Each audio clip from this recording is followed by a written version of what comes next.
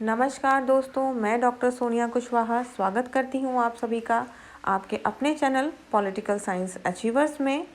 आज के वीडियो में हम करने वाले हैं राजनीतिक सिद्धांत से 50 महत्वपूर्ण प्रश्न जो आने वाली NTA NET, UP PGT, TGT, HESC जैसे और भी एग्ज़ाम्स के लिए बहुत ही महत्वपूर्ण हैं। दोस्तों, इन सभी अभ्यास प्रश्नों से रिलेटेड जितने भी टॉपिक हैं वो उन सभी का डिटेल्ड वीडियो चैनल पर है, तो आप चाहें तो विजिट करके चैनल पर उन वीडियोस को भी देख सकते हैं। दोस्तों, हम लोग 100 वन लाइनर्स क्वेश्चंस को करेंगे, जिनमें से 50 हम लोग इस वीडियो में करेंगे और बाकी के 50 पार्ट 2 में करेंगे। तो चलिए शुरू करते हैं आज का वीडियो। पहला प्रश्न है, राजनीति विज्ञान में राजनीति का पर्यायवाची आंग्ल शब्द पॉलिटिक्स किस भाषा के शब्द से बना है? तो ये यूनानी भाषा के पोलिस शब्द से बना है। प्रश्न नंबर 2 है, राजनीति विज्ञान विषय के अध्ययन का प्रारंभ और अंत राज्य के साथ होता है, यह कथन किसका है?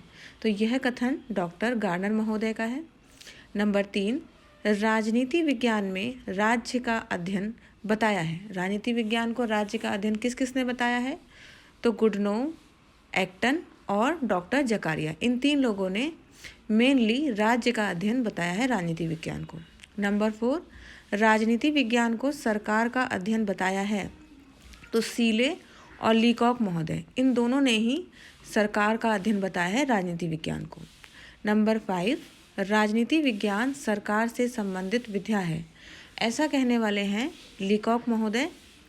नंबर 6, राजनीति विज्ञान के राज्य व सरकार दोनों का अध्ययन किया जाता है। राजनीति विज्ञान में राज्य सरकार दोनों के अध्ययन को मानने वाले हैं जेनेट लास्की और गेटल महोदय। नंबर 7, राजनीति का संबंध राज्य तथा उसके साधन सरकार से है, यह किसने कहा है? तो ये डीमोक महोदय ने कहा है। राजनीति का संबंध जो है वो राज्य व उसके साधन सरकार से बताया है। नेक्स्ट है नंबर 8, राजनीति विज्ञान के संपूर्ण स्वरूप का निर्धारण उसकी मानव विषयक मौलिक मान्यताओं द्वारा ही होता है, यह कथन है हरमन हेलर का। दोस्तों, ये जो परिभाषाएं हैं ये अपने आप में बहुत महत्वपूर्ण हैं, चाहे कोई भी परीक्षा हो यहाँ से परिभाषाएं ज़रूर पूछी जाती हैं, तो आप इन्हें अच्छे से याद कर लीजिएगा। नेक्स्ट पे चलते हैं। नंबर 9, राजनीति विज्ञान के अध्ययन की परिभाषाओं को कितने वर्गों में बांटा गया है? तो 3 वर्गों में बांटा गया है। कुछ लोग मानते हैं कि ये राज्य का अध्ययन है, कुछ विद्वान मानते हैं सरकार का, और कुछ विद्वान मानते हैं राज्य और सरकार दोनों का अध्ययन है। अभी हमने पिछले प्रश्नों में देख ही लिया है कि राज्य का अध्ययन इसे गुडनोव, एक्टन और डॉक्टर जकारिया मानते हैं, वहीं सरकार का अध्ययन सीले और लीकॉक मानते हैं, और राजनीति और सरकार दोनों का अध्ययन जेनेट लास्की और गेटल मानते हैं। ठीक है, चलिए आगे बढ़ते हैं प्रश्न 10 पर। राजनीति विज्ञान में व्यवहारवादी क्रांति का उदय कब हुआ? तो द्वितीय महायुद्ध के पश्चात राजनीति विज्ञान में व्यवहारवादी क्रांति का उदय हुआ है। नंबर 11, किस विचारक ने राजनीति विज्ञान और समाजशास्त्र में कोई भेद नहीं किया है? तो कैटलिन महोदय ने राजनीति विज्ञान और समाजशास्त्र में कोई भेद नहीं किया है। चलिए अब चलते हैं नेक्स्ट स्लाइड पर। प्रश्न 12 है, किसने राजनीति विज्ञान को शक्ति का विज्ञान माना है? तो कैटलिन महोदय ने ही राजनीति विज्ञान को शक्ति का विज्ञान माना है। नंबर 13, एक अनुभाविक खोज के रूप में राजनीति विज्ञान शक्ति के निर्धारण और सहभागिता का अध्ययन करता है, यह किसने कहा है? तो लासवेल और कैप्लान ने कहा है कि एक अनुभाविक खोज के रूप में राजनीति विज्ञान शक्ति के निर्धारण और सहभागिता का अध्ययन करता है। नंबर 14, राजनीति विज्ञान को समाज में शक्ति का अध्ययन कहा है। तो रॉबसन महोदय ने राजनीति विज्ञान को समाज में शक्ति का अध्ययन कहा है। नंबर 15, राजनीति विज्ञान को मूल्यों का सत्तात्मक आवंटन बताया है। तो पेनोक एवं स्मिथ ने। नंबर 16, गार्नर ने राजनीति विज्ञान के क्षेत्र को कितने भागों में बांटा है? तो इन्होंने 3 भागों में इसे बांटा है। नंबर 17, गेटल ने राजनीति विज्ञान के क्षेत्र में कौन सी 3 बातें सम्मिलित की हैं, या यूँ कह सकते हैं कि किन किन चीज़ों का अध्ययन उन्होंने राजनीति विज्ञान में करना बताया है? तो पहला है राज्य की उत्पत्ति और राजनीतिक संस्थाओं व सिद्धांतों का विकास। दूसरा है राजनीतिक संस्थाओं और सिद्धांतों का अध्ययन। तीसरा है राज्य का आदर्श स्वरूप निश्चित करना। चलिए नेक्स्ट पे चलते हैं। नंबर 18, यह किसका कथन है कि मैं ही राज्य हूँ? तो लुई 14वां का ये कथन है। ये कोटेशन मुझे लगता है काफ़ी इम्पॉर्टेंट है क्योंकि मैंने इसे कई प्रीवियस एग्जाम्स में पूछा हुआ देखा है। नंबर 19, वर्तमान में सरकार के कितने अंग माने जाते हैं? तो वर्तमान में सरकार के 3 अंग हैं, हम सभी जानते हैं, व्यवस्थापिका, कार्यपालिका और न्यायपालिका। नंबर 20, व्यवहारवादी आंदोलन के प्रमुख प्रणेता कौन हैं? तो डेविड ईस्टन जो हैं वो व्यवहारवादी आंदोलन के प्रमुख प्रणेता हैं। 21 नंबर, राजनीति विज्ञान कला है अथवा विज्ञान? तो राजनीति विज्ञान कला अथवा विज्ञान दोनों ही है क्योंकि इसमें कला और विज्ञान दोनों के ही गुण विद्यमान हैं। नेक्स्ट है नंबर 22, आधुनिक प्रजातंत्र पुस्तक के लेखक कौन है? तो आधुनिक प्रजातंत्र पुस्तक के लेखक हैं Lord Bryce. Next number 23, spirit of laws किसकी पुस्तक है? तो स्पिरिट ऑफ लॉज मॉन्टेस्क्यू की पुस्तक है। इसी पुस्तक में उन्होंने बहुत ही महत्वपूर्ण और बहुत ही ज़्यादा प्रसिद्ध शक्तियों के पृथक्करण सिद्धांत की चर्चा की थी। चलिए अब नेक्स्ट स्लाइड पर चलते हैं। नंबर 24, किसने राजनीति विज्ञान को कला, दर्शन व विज्ञान तीनों माना है? तो कैटलिन महोदय ने राजनीति विज्ञान को कला, दर्शन व विज्ञान तीनों ही माना है। नंबर 25, किसने राजनीति विज्ञान को सर्वोच्च विज्ञान कहा है? तो अरस्तु ने राजनीति विज्ञान को सर्वोच्च विज्ञान की संज्ञा दी है। नेक्स्ट है नंबर 26, राजनीति विज्ञान इतिहास की धारा में उसी भांति संचित है जैसे कि नदी की रेत में सोने के कण। ये कथन एक्टन महोदय का है।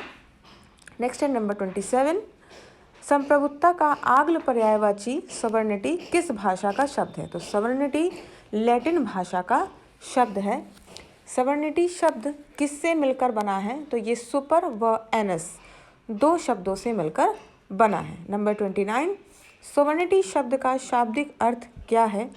तो इसका शाब्दिक अर्थ है सर्वोच्च शक्ति। नंबर 30, संप्रभुता राज्य की सर्वोपरि इच्छा होती है, यह कथन है विलोबी का। दोस्तों ये प्रश्न हमें देखने में बहुत छोटे लगते हैं कि सोवर्निटी किस भाषा का शब्द है या ये किन शब्दों से मिलकर बना है, लेकिन ये परीक्षा की दृष्टि से बहुत ही महत्वपूर्ण होते हैं क्योंकि कई बार इस तरीके से बहुत ही छोटे लगने वाले सवाल या बहुत ही हल्के लगने वाले सवाल पूछ लिए जाते हैं और क्योंकि हमें लगता है कि ये तो बहुत आसान है और हम वहीं पे क्या करते हैं, गलती कर बैठते हैं। और हम भी जानते हैं कि परीक्षा में इस तरीके की एक छोटी सी गलती हमें हज़ारों कैंडिडेट से पीछे कर देती है। तो इन्हें भी हल्के में हमें हल्के में तो किसी एक भी प्रश्न को लेना ही नहीं है, सभी को अच्छे से पढ़ना है और अच्छे से याद करना है। नेक्स्ट है नंबर 31, संप्रभुता के कितने पक्ष हैं? तो संप्रभुता के 2 पक्ष हैं, आंतरिक और बाहरी संप्रभुता। दोस्तों ये जितने भी मैंने 1 लाइनर्स कराए हैं इन सभी से रिलेटेड डिटेल्ड टॉपिक्स को चैनल पे पढ़ाया गया है और उसके वीडियोस अवेलेबल हैं। अगर आप चाहें तो वहाँ पे जाकर चैनल पर विज़िट करके आप उन वीडियोस को देख सकते हैं जिससे आपको ये 1 लाइनर लगाने में और भी सुविधा होगी। चलिए नेक्स्ट पे चलते हैं। जब संप्रभु राज्य, व्यक्तियों तथा व्यक्ति समुदायों से उच्चतर होता है तो उसे आंतरिक संप्रभुता कहते हैं। नंबर नेक्स्ट है, जब राज्य किसी भी प्रत्यक्ष नियंत्रण से स्वतंत्र होता है तो उसे बाहरी संप्रभुता कहा जाता है। नेक्स्ट है नंबर 23, विभाजित संप्रभुता अपने आप में एक विरोधाभास है, यह कथन किसका है? यह कथन गैटिल का है। नंबर 34 है, संप्रभुता के विविध रूप या प्रकार कितने हैं?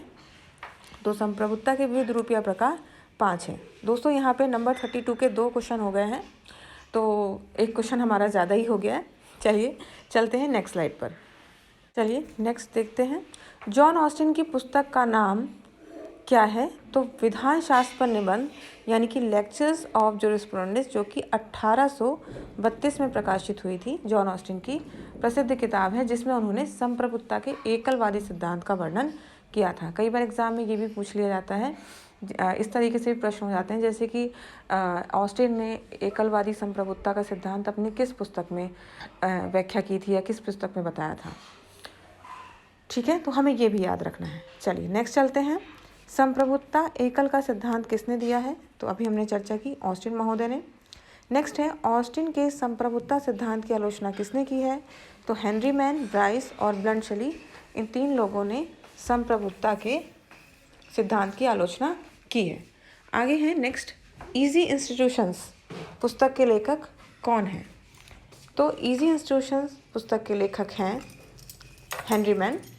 नेक्स्ट पे चलते हैं 38 नंबर, संप्रभुता की अद्वैतवादी धारणा का विरोध करने वाली अवधारणा को क्या कहते हैं? यानी कि संप्रभुता की जो एकलवादी धारणा थी उसके विरोध में कौन सी धारणा आई? तो वो है बहुलवादी धारणा या बहुलवादी विचार। नेक्स्ट पे चलते हैं नंबर 39, प्रमुख बहुलवादी विचारक कौन से हैं? तो प्रमुख बहुलवादी विचारक हैं मैटलैंड और गियर के। नेक्स्ट नंबर 40, राज्य को समुदायों का समुदाय कौन मानते हैं?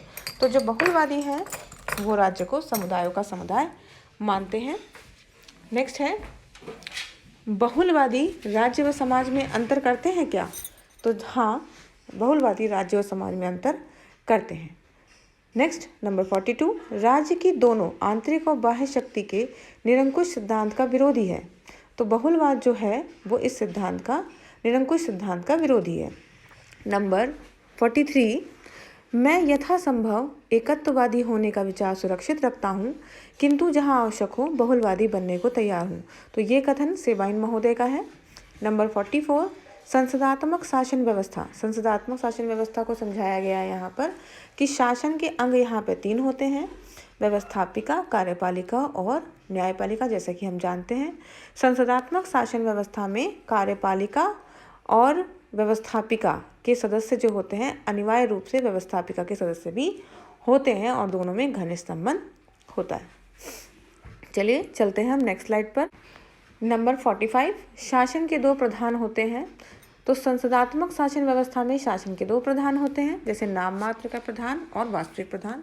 अगर हम यहाँ पे भारत का एग्जाम्पल देखें तो नाम मात्र का प्रधान है राष्ट्रपति और वास्तविक प्रधान है प्रधानमंत्री।